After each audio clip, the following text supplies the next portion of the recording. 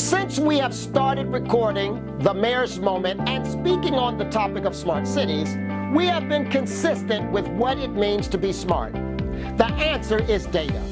In a smart city, data drives all decisions. The same approach needs to be taken to combat the current COVID-19 pandemic. This novel virus has led to international travel restrictions, the cancellation of numerous sporting, entertainment, religious, and community events across the globe, as well as the quarantine and social distancing of over 1 billion people across the majority of the world's countries. Addressing COVID-19 will require a concerted, data-driven, and citizen-centric effort from government at all levels, the private sector, as well as the public, consistent with our philosophy that smart city transformation cannot be completed without great partners. One of those partners helping us navigate the current pandemic, as well as develop and deploy smart city-based solutions to advance public health, is HSR Health, a Maryland-based and globally recognized innovative population health firm. Through our work with HSR Health, we're leveraging a COVID-19 transmission risk index to predict the location of future outbreaks, as well as mortality risk index to identify the regions with the highest risk of critical illness and data due to the virus, each at the county zip code and census tract levels.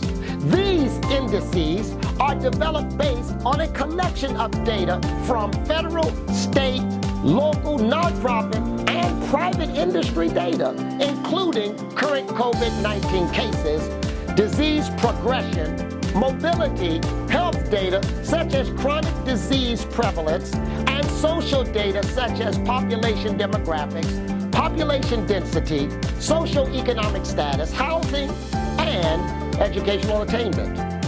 One of the first things we noticed using the COVID-19 transmission risk index is that Prince George's County is one of the most vulnerable counties in Maryland, as indicated by the color purple. One of the reasons for this high risk rating is the high prevalence of chronic illnesses, such as diabetes and hypertension. For example, over 36% of Medicare patients in Prince George's County have diabetes, and an estimated 63% have hypertension, according to the Prince George's County Health Department.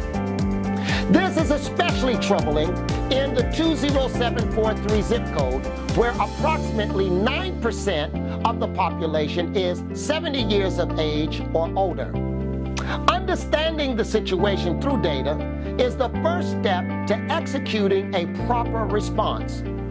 With this type of data in hand, government officials can optimize the deployment of medical resources in a proactive rather than a reactive manner in order to significantly improve the ability to halt the spread and treat the infected.